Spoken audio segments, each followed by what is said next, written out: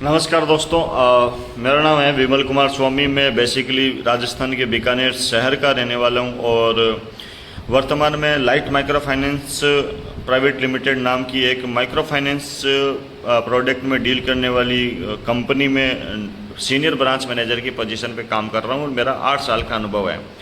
ये वीडियो बनाने के पीछे एक बहुत ही बड़ा पर्पज़ है। आप इस वीडियो को कृपया करके पूरा सुने, स्किप मत कीजिए। अगर आप फाइनेंस लाइन से नहीं जुड़े हो तो आप स्किप कर सकते हो, और अगर आप फाइनेंस लाइन से में अपना कैरियर देखना चाहते हो या नौकरी कर रहे हो प्रेजेंट में, तो कृपया करके इस वीडियो को ज़रूर सुने। मेरा 8 साल का कैरियर है वो चौपट कर दिया गया है और मैं वापस जीरो पे आ चुका हूँ, और इसके पीछे मेरा बिल्कुल भी कारण नहीं है। ना प्रोडक्टिविटी इश्यू है, ना किसी प्रकार का और कोई इश्यू है। सिर्फ और सिर्फ खुंदस के कारण परिस्थितियां ऐसी पैदा कर दी गई है कि मैं अब जीरो पे आ चुका हूं। मैं उन परिस्थितियों का यहाँ पे बखान नहीं करना चाहता कि मेरे साथ में क्या हुआ क्या नहीं हुआ। मेरी तरफ से किसी प्रकार का कोई गलती नहीं किया गया है और मैं टर्मिनेट भी नहीं हुआ हूँ। मैं आपको, कुछ लोग अगर ये दिमाग लगा रहे हैं कि मैं टर्मिनेट हो चुका हूँ, तो मैं टर्मिनेट भी नहीं हुआ हूँ। मेरे पास प्रॉपर रिलीविंग है और मैंने कंपनी से इस्तीफ़ा दिया है, लेकिन मैं जीरो पे आ चुका हूँ। दोस्तों, जो micro finance, specially micro finance sector में जुड़े हुए हैं, वो ही लोग इस वीडियो को ध्यान से सुने। बाकी लोग भी स्किप कर सकते हैं। जो बैंकिंग से या फिर NBFC जो फाइनेंस कंपनी से जुड़े हैं, जो लैब में होम लोन में डील करते हैं, वो उनके भी काम की कोई चीज़ नहीं है, और जो बैंकिंग में उनके काम की भी कोई चीज़ नहीं है। आप सुने तो सुन सकते हैं, अदरवाइज ये आप लोगों के काम की चीज़ नहीं है। बाकी जो माइक्रो फाइनेंस में ऐसे लोग हैं जो स्टाफ या ब्रांच मैनेजर लेवल पे बैठे हैं, उनके लिए ये वीडियो बहुत ही ज़रूरी है, तो इसको कृपया करके सुने। दोस्तों, मेरा 8 साल का अनुभव है और 4 कंपनियों में मैं काम कर चुका हूँ और स्टाफ से आज सीनियर ब्रांच मैनेजर लेवल की नौकरी कर रहा हूँ। प्रजेंट में 43,000 रुपीज़ मेरी सैलरी है। ये भी मैं ओपन कर रहा हूँ ओपन प्लेटफॉर्म पे, और अभी मैं बिल्कुल जीरो पे हो चुका हूँ। दोस्तों, इन माइक्रो फाइनेंस जो कंपनी है, ये एक प्रकार की दलदल है। जो नए लड़के, जो युवा लड़के होते हैं, उनको white collar, blue collar job की लालच देके, ऑफिस कल्चर दिखा के लड़कों को यहाँ पे ज्वाइन करवाते हैं बहुत ही नॉमिनल सैलरी पे। जो 10,000 या 12,000 की जो सैलरी होती है, उस सैलरी पे अच्छी शिक्षा वाले जो लड़के होते हैं, जो ग्रेजुएट है या 12th जो किया हुआ है वो भी, और ग्रेजुएशन वाले लड़के होते हैं, इनको ज्वाइन करवाते हैं। बहुत सारे बच्चे जो होते हैं वो ज्वाइनिंग के टाइम पे, ज़्यादातर जो बच्चे होते हैं वो पढ़ाई कर रहे होते हैं, अपनी ग्रेजुएशन कंप्लीट कर रहे होते हैं या फिर पोस्ट ग्रेजुएशन कंप्लीट कर रहे होते हैं, और उनके दिमाग में ये थिंकिंग होती है कि पढ़ाई के साथ साथ में हम ये जॉब कर लेंगे। और कुछ लोग ऐसे होते हैं जो गवर्नमेंट जॉब की तैयारी कर रहे हैं, साथ ही साथ में ये सोचते हैं कि हम ये साथ ही साथ में ये जॉब भी कर लेते हैं। लेकिन यहाँ पे जो दलदल है वो असल में कुछ और है। ज्वाइन होने के बाद में ट्रेनिंग होती है और 7-8 दिन की ट्रेनिंग चलती है। ट्रेनिंग के दौरान स्टाफ को लगता है कि भाई हमें ट्रेंड किया जा रहा है, ये तो बहुत अच्छा काम है। ट्रेनिंग में भी इस तरह से समझाया जाता है कि भाई इससे बढ़िया तो कोई काम ही नहीं हो सकता। दोस्तों, ये कंपनियां असल में देखा जाए, अगर ढंग से देखा जाए और असल में अच्छे से समझा जाए, तो 4 रुपये सैकड़े से भी ज़्यादा का ब्याज वसूल करती है ग्राहक से, और वो जो लोन होता है वो स्टाफ के हाथों से दिलाया जाता है और उसका कलेक्शन भी स्टाफ से करवाया जाता है। और जितना रुपये का कलेक्शन स्टाफ ने किया है, उतने रुपये के बराबर का दोबारा से बिजनेस भी मांगा जाता है। ये मैं कम से कम बता रहा हूँ। कई कंपनियाँ 1.5 गुना भी मांगती है, कई कंपनियाँ 2 गुना भी मांगती है, लेकिन मिनिमम तो जितना बिजनेस कलेक्शन उसने किया है उतना का ये बिजनेस मांगते हैं। ये ठीक है, प्रोडक्टिविटी है, कंपनी की डिमांड है, कंपनी फ्री में सैलरी नहीं दे सकती है, वो सब चीज़ें समझ में आती है। लेकिन अब प्रॉब्लम ये है कि लड़के को बिजनेस भी करना है, लड़के को कलेक्शन भी करना है, दोनों काम एक साथ करने हैं। सुबह 7 बजे 7:30 बजे ये लोग बुलाते हैं और रात को 11 बजे तक ये लोग लड़कों से काम करवाते हैं। कुछ महीने में हमें ये भी देखा गया है कि रात को 10 बजे तो फील्ड से फ़ोटो की डिमांड होती है कि आपके स्टाफ से फ़ोटो डलवाओ ग्रुप में फील्ड विजिट की, रात को 10 बजे। ये बिल्कुल असहनीय है एक प्रकार से। फिर भी स्टाफ देखता है कुछ दिन के लिए ऐसे होगा, हम बड़े सीनियर हो जाएंगे, फिर ऐसे नहीं करेंगे, लेकिन धीरे धीरे ये एक प्रकार से दलदल में ही फंसते जा रहे हैं। कुछ समय बाद में इंसेंटिव का लालच देके लड़कों से सैलरी उसकी जेब से बर्बाद दी जाती है। जस्ट फॉर एन एग्जाम्पल, जैसे एक लड़के का इंसेंटिव बन रहा है 30,000 रुपये और उसको मान के चलो कि 4 किस्तें उसको भर दी जाए तो 30,000 रुपये उसके खाते में आ सकते हैं, ऐसा वो बोला जा रहा है। अब 4 किस्तों का मान के चलो 12,000 रुपये होता है, तो 30,000 पाने के लिए पहले वो अपना लड़का है 12,000 रुपये सैलरी आएगी, तब वो 12,000 रुपये और उसमें डाल देगा। अब अगले दिन सैलरी आती है 30 तारीख को, अगले दिन उसकी किस्तें हैं। इंसेंटिव कभी भी सैलरी के साथ में नहीं आता है इस कंपनी में, स्पेशली लाइट माइक्रो फाइनेंस में। इंसेंटिव सैलरी के 20 दिन के बाद में आता है। तो उस लड़के ने सैलरी आते ही अपना पैसा है जो 12-13 हज़ार रुपये है, जो भी है, कम से कम मैं बता रहा हूँ, इतने तो लड़के भरते हैं। कई बार तो पूरी की पूरी सैलरी भर देते हैं, 10,000 सैलरी होती है, 10,000 रुपये भर देते हैं इंसेंटिव के चक्कर में। इंसेंटिव के चक्कर में ये सैलरी बढ़ देते हैं, इनकी किस्तें खुद की बाउंस हो जाती है। फिर ये सोचते हैं नौकरी चल रही है, किस्तें बाद में भर देंगे, क्या दिक्कत है। वो ये सारी चीज़ें समझते नहीं, और इनकी जो सिविल है वो चौपट हो जाती है। कई महीनों में इनका इंसेंटिव आता भी है, अच्छा खासा इंसेंटिव आता है, तो ये आईफोन वगैरह, बाइक्स वगैरह परचेज कर लेते हैं और इनको ये लगने लग जाता है कि ये एरिया है वो एक प्रकार से स्वर्ग है, जबकि इनको ये नहीं पता कि इनके माइंड के साथ अभी गेम स्टार्ट हुआ है।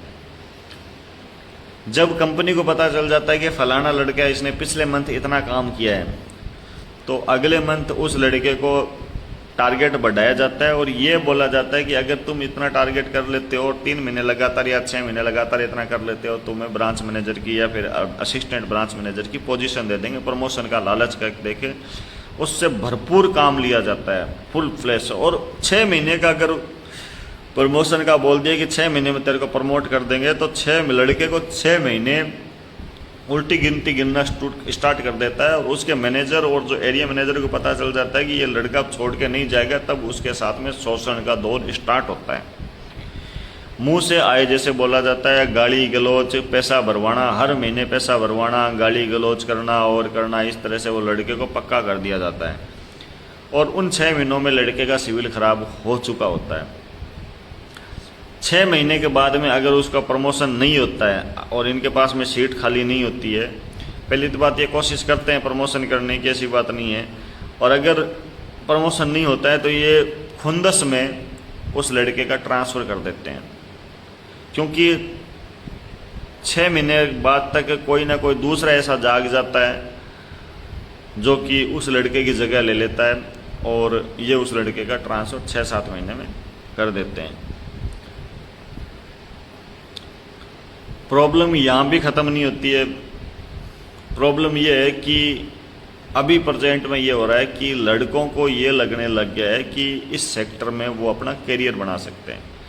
तो उन लोगों को मैं बता देना चाह रहा हूँ कि जो स्टाफ लोग मेरी बात सुन रहे हैं, तो मैं भी कभी स्टाफ था, 8 साल तक मैंने ये सब कुछ झेला है और आज मेरी सिचुएशन ऐसी हो गई है कि मैं बिल्कुल जीरो पे आके खड़ा हो चुका हूँ।